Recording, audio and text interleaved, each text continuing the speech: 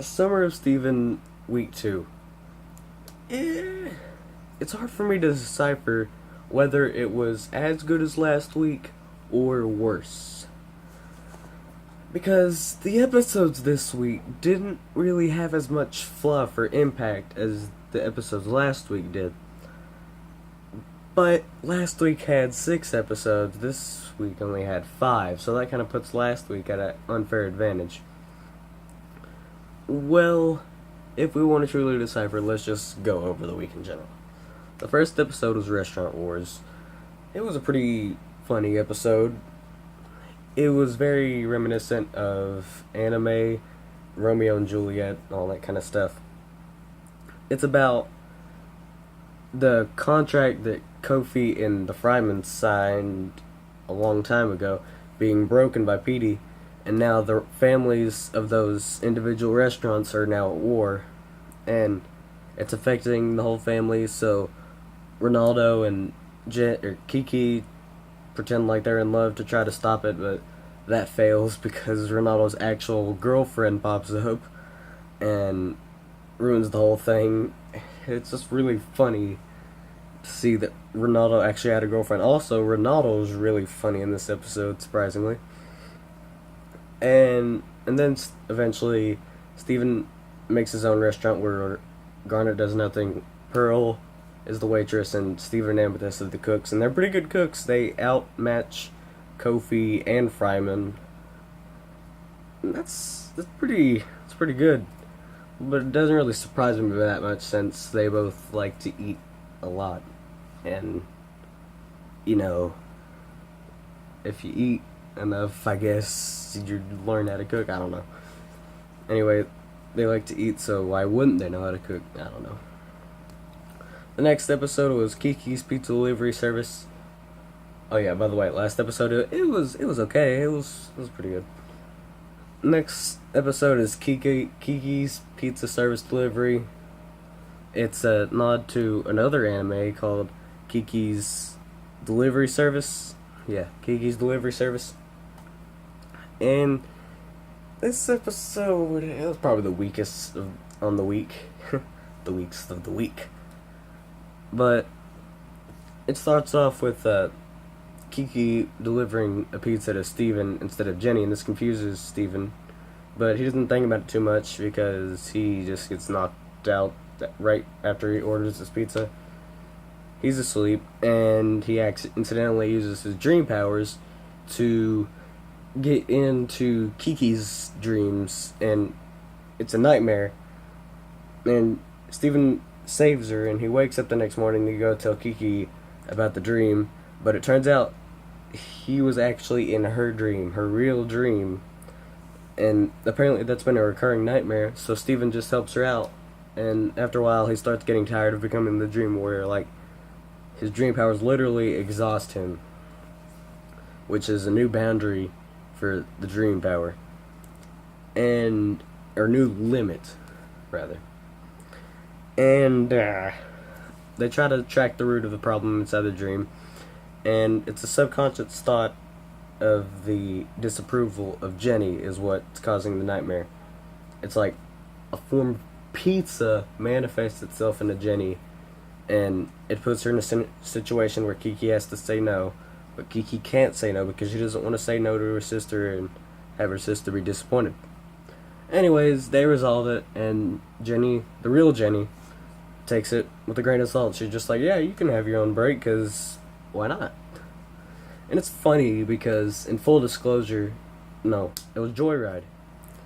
Jenny said that she was the evil twin. She wanted to be an evil twin.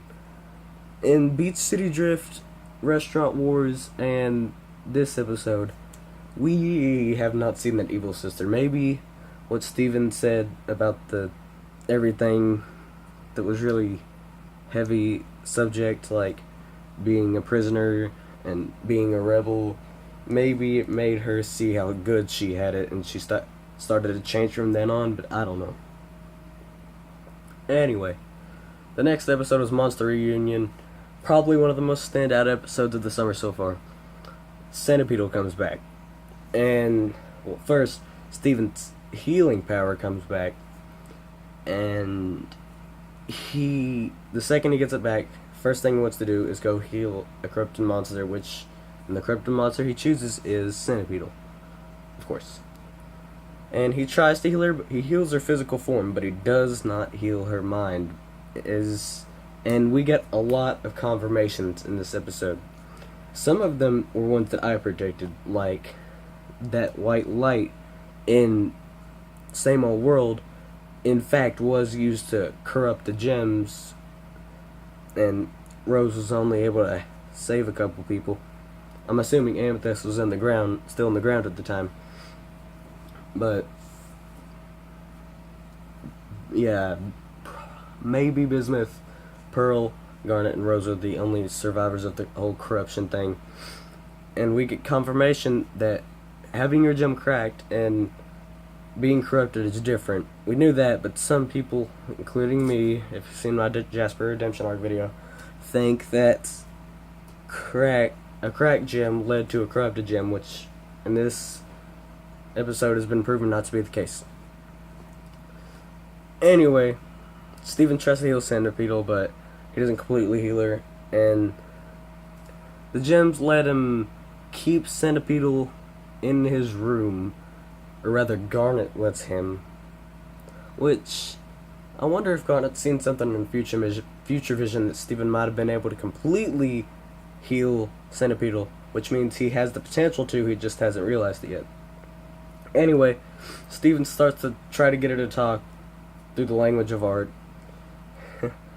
and she tells him about her experiences in the war and how she became corrupted, and the diamonds were the one who used the weapon for corruption. Anyway, she starts getting emotional about it, and she explains to Steven that she was the leader of a crew who was sent to Earth, and she wasn't even supposed to be in the war, kind of like Lapis. Anyway, she got corrupted and she lost her crew, and she starts getting emotional about it, so she tries to warp to her spaceship, but she can't because she's corrupted, and she starts freaking out, and her form starts destabilizing, like her hand turns into a little stub thing, and Steven warps her to the spaceship from the episode Friendship, which was the one all the way back whenever Peridot was evil. Anyway, they try to break through, and they get one of those hand-dealy thingies that was in Rose's armory and the diamond chair, and right before she hits it, that hand destabilizes, and she doesn't have any more hands. She's completely corrupted again, and she tries to press the hand-dealy thingy, but then Steven presses it, and the door opens, but for a brief moment, we see Centipedal she has like a shocked expression on her face, and I think that might be subtle indication that Rose could have been Pink Diamond. I don't know, because I have mixed feelings about that theory, but just throwing it out there on the whole Centipedal kind of being shocked about Steven being able to open the door theory. And she reunites with all the other corrupted Centipedals, and then the gems tell Steven that all that scribble-scrabble from the art was actually writing in gem. It's the gem's language. And at the end of the episode, Steven wants to learn how to write in gem, and he wants to learn how to say I'm sorry. Next episode, that episode was, like I said, it was great. Next episode, Alone at Sea. This episode was also great.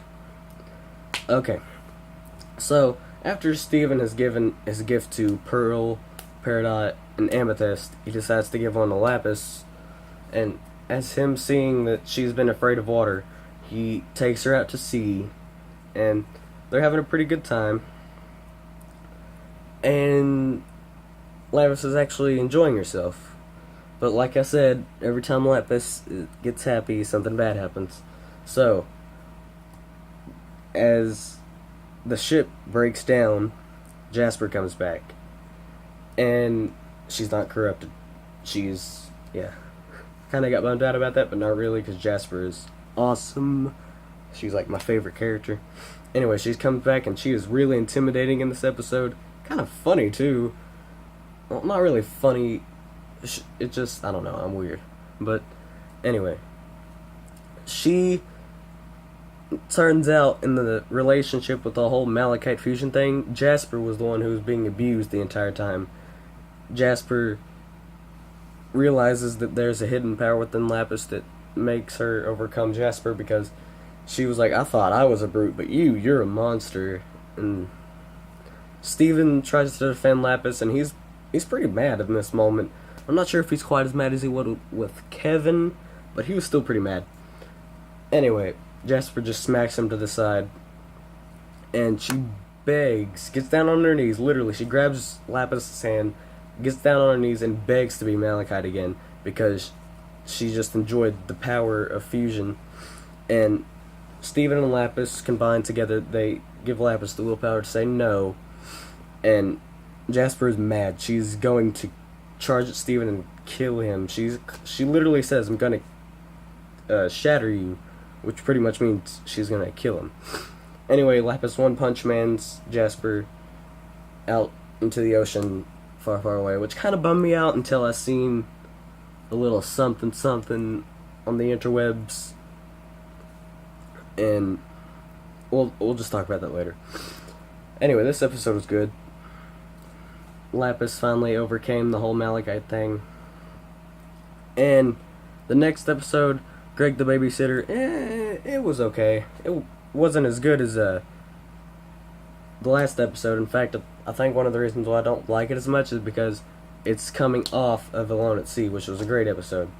This episode had a flashback episode where Greg and Rose babysit Sour Cream, and they get into a whole bunch of shenanigans, and then eventually Sour Cream is safe after all the dangers he's faced throughout the day because of Rose. And it wasn't that great of an episode, but it was still pretty funny to watch. Okay, so that covers up week 2. It wasn't as good as last week, but that's not to say I don't like it. It was a good week, good episodes, just didn't really have much of an impact or a lasting feeling besides 2 of them. Anyway, I know next week is going to be awesome. Week 3, get ready for that.